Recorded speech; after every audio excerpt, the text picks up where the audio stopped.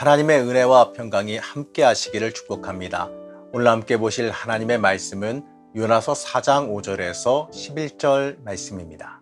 요나가 성읍에서 나가서 그 성읍 동쪽에 앉아 거기서 자기를 위하여 초막을 짓고 그 성읍에 무슨 일이 일어나는가를 보려고 그 그늘 아래에 앉았더라.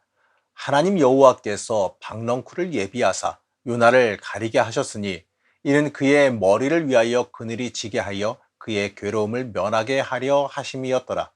요나가 박넝쿨로 말미암아 크게 기뻐하였더니 하나님이 벌레를 예비하사 이튿날 새벽에 그 박넝쿨을 갉아먹게 하심에 시드니라.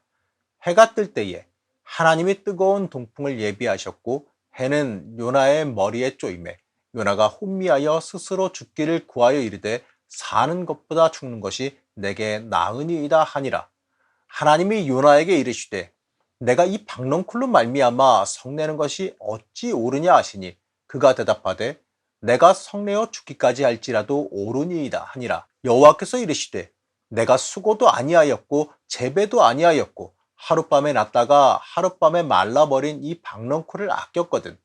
하물며 이 큰 성읍 니느웨에 좌우를 분별하지 못하는 자가 12만여 명이요 가축도 많이 있나니 내가 어찌 아끼지 아니하겠느냐 하시니라. 요나는 니느웨의 멸망을 선포하고 나서 성읍 동편에 나가 앉아서 초막을 지었습니다.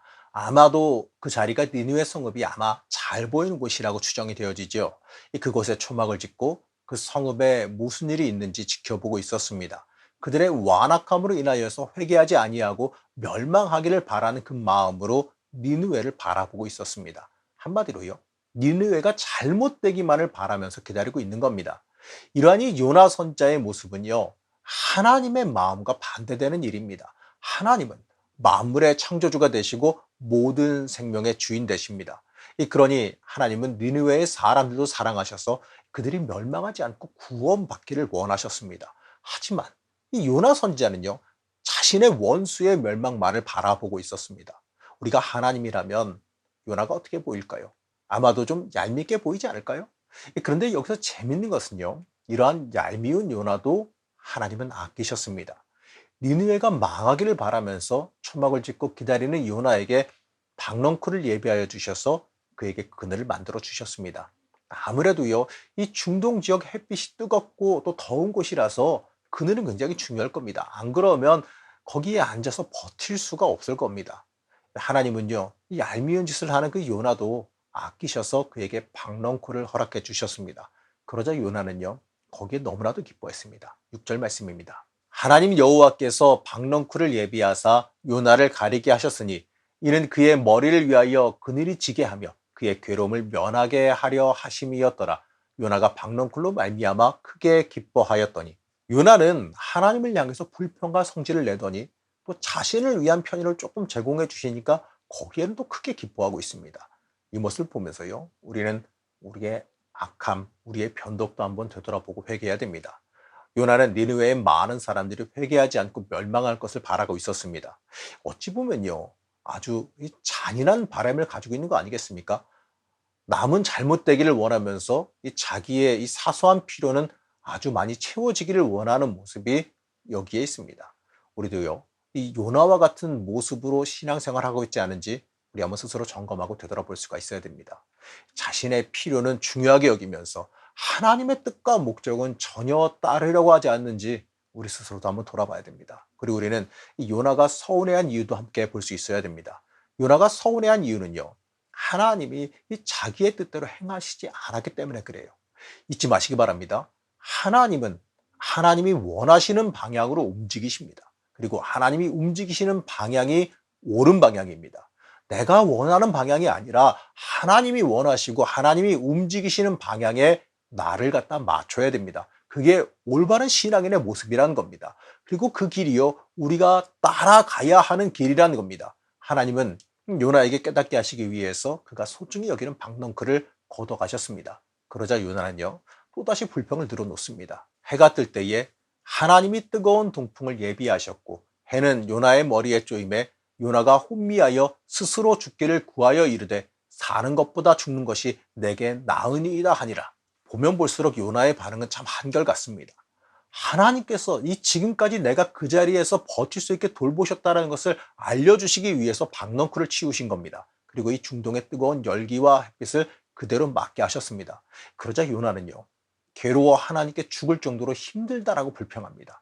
이 니느웨는 멸망하기를 바라면서 이 자신의 사소한 괴로움에 몸부림치고 있는 겁니다. 아니, 누가 거기 앉아 있으라 그랬어요? 이 본인이 못된 마음에 그 자리에 앉아 있는 거 아닙니까? 원수가 멸망하는 거 그거 구경하자고 그 자리에 앉아 있는 거 아닙니까? 그런데 이 자신을 위해서 박넝쿨 하나 없어졌다고 일이 크게 불평합니다. 우리는 이러한 이기적인 신앙을 우리 안에서 발견할 수 있어야 됩니다. 혹여나 나에게 이 사소한 손해라도 하나 안 보려고, 사소한 손해 하나라도 안 보려고 내가 하나님 앞에 불평하고 있지는 않습니까? 나를 위한 믿음, 나를 위한 신앙생활에 빠져들지는 않았습니까? 이러한 사람은요, 하나님을 위해 손해보는 걸 너무나도 싫어합니다. 하나님은 자신을 위해서, 자신의 유익을 위해서 마치 내 소원 들어주기 위해서 자기에게 존재해야 되기 때문에 그래요, 이 사람들은. 하나님은 이 하나님을 자신의 유익을 위해 이용하려고 드는 이러한 잘못된 믿음, 미신적인 믿음에서 우리는 벗어나야 됩니다. 이들은 하나님을 이용해서 물질을 섬기려고 하는 사람들에 불과하기 때문에 그렇습니다. 하나님이 요나에게 다시 질문하십니다. 9절 말씀입니다. 하나님이 요나에게 이르시되 내가 이 박넝쿨로 말미암아 성내는 것이 어찌 옳으냐 하시니 그가 대답하되 내가 성내어 죽기까지 할지라도 옳으니이다 하니라. 이 말에는 숨은 의미가 좀 들어 있습니다. 하나님의 주권적인 일에 분노하는 일이 옳으냐라고 하는 질문입니다. 하나님은 하나님의 뜻대로 니느웨를 용서하셨습니다. 이건요, 하나님의 주권적인 일이에요. 하나님의 마음입니다. 우리가 그것에 대해서 뭐라 할 일이 아니에요. 우리는 하나님의 일에 순종하는 게 굉장히 중요한 존재입니다. 지금 박넝쿨을 주셨다가 치우신 것도요, 하나님의 주권입니다. 그러니 하나님 마음대로입니다. 요나에게 이것을 예로 물어보십니다. 내가 하고 싶은 대로 행했는데 그게 문제냐? 내가 하고 싶은 대로 행했는데 그게 문제냐? 내가 하나님인데 하나님 마음대로 행했는데 그게 뭐가 문제가 되느냐는 질문입니다. 그러나 요나는요, 이 질문을 어떻게 또 잘 알아듣고 이렇게 말합니다. 화를 내면서 내가 죽을지라도 내가 옳다라고 말해요. 끝까지 니느웨는 멸망해야 한다는 뜻입니다. 요나는 끝까지 하나님에게 순종하지 아니했습니다. 우리는 이 모습 앞에서, 우리는 이 모습을 보면서 하나님 앞에서 순종하지 않고 고집부리는 우리의 악함도 한번 돌아볼 수 있어야 됩니다. 하나님 앞에 항복하는 사람이 지혜로운 사람이라는 걸 깨달으시기 바랍니다. 하나님께 맡기면 내가 하는 것보다 더 선하고 복되게 이끌어 가신다는 그 사실을 믿어야 됩니다. 이렇게까지 하나님께 순종하지 않은 요나에게 하나님은 이렇게 말씀하십니다. 10절에서 11절 말씀입니다. 여호와께서 이르시되 내가 수고도 아니하였고 재배도 아니하였고 하룻밤에 났다가 하룻밤에 말라버린 이 박넝쿨을 아꼈거든. 하물며 이 큰 성읍 니느웨에는 좌우를 분별하지 못하는 자가 12만여 명이요 가축도 많이 있나니 내가 어찌 아끼지 아니하겠느냐 하시니라. 요나, 너는 네가 직접 만든 것도 아니고 준비한 것도 아닌 그 박넝쿨을 그렇게 아꼈는데 모든 생명을 만든 내가 저 많은 생명을 아끼지 아니하겠느냐의 질문입니다.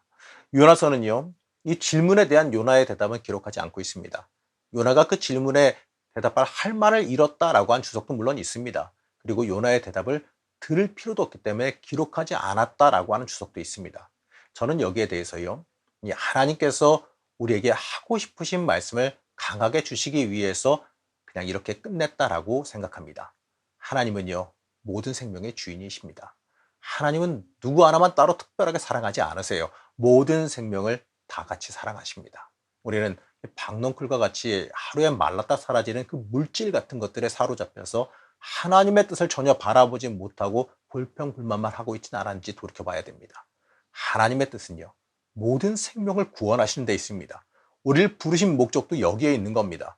요나를 부르신 것도요, 이 박넝쿨의 그 그늘을 즐기라고 부르신 게 아니에요. 이 죄악으로 멸망해가는 그 니느웨에 하나님의 뜻을 전해서 구원하기 위함입니다. 그러기 위해서 그를 불렀습니다. 그러기 위해서 그를 먼 이국 땅까지 보내신 겁니다. 우리도 하나님께 부름받은 사람으로서 무엇을 위해서 하나님께 부름받아 살아가고 있는지 생각해 봐야 됩니다. 하나님이 나를 부르시고 인도하신 이유가 뭘까요? 나에게 은사를 주시고 물질을 주신 이유가 어디에 있겠습니까?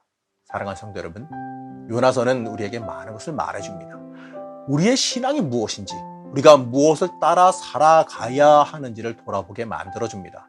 우리가 잘못하면 하나님의 일을 감당하긴 하지만 하나님의 뜻을 전혀 이해하지 못하고 하나님께 반항하는 요나와 같은 모습이 되어버린다는 것을 잊지 마시기 바랍니다. 영적인 본질을 잃어버린 안타까운 모습을 우리가 가질 수가 있는 겁니다. 우리는 하나님이 항상 오르시다. 우리의 인생에서 하나님이 항상 오르시다라고 하는 그 사실을 우리의 가슴 깊이 새길 수가 있어야 됩니다. 그리고 우리를 이끄시는 그 인도하심에 철저히 순종하며 살아갈 수 있어야 됩니다. 여러분, 그것이 믿음의 사람, 하나님 앞에 철저히 항복한 순종의 사람이기 때문에 그렇습니다. 이러한 이 순종의 사람이 온전한 믿음의 사람이란 그 사실을 잊지 마시기 바랍니다. 오늘 하루를 살아가시면서 하나님의 사람으로서 철저히 하나님의 뜻을 이루어가는 주의 자녀가 되시기를 시간 간절히 축복합니다. 세상 만물의 주인 되시는 하나님, 우리가 하나님의 뜻에 철저히 순종하며 살아가길 원합니다. 하나님의 사랑을 받들어 사랑하며 섬기며 살아가길 원합니다. 우리의 교만을 벗어버리게 하여 주시어서 철저히 하나님의 뜻 앞에 무릎 꿇는 주의 자녀가 되게 허락하여 주시옵소서. 하나님의 뜻을 따라가며 주의 일을 이루는 주의 자녀가 되기를 원하오며 거룩하신 예수님의 이름으로 간절히 기도드렸습니다. 아멘.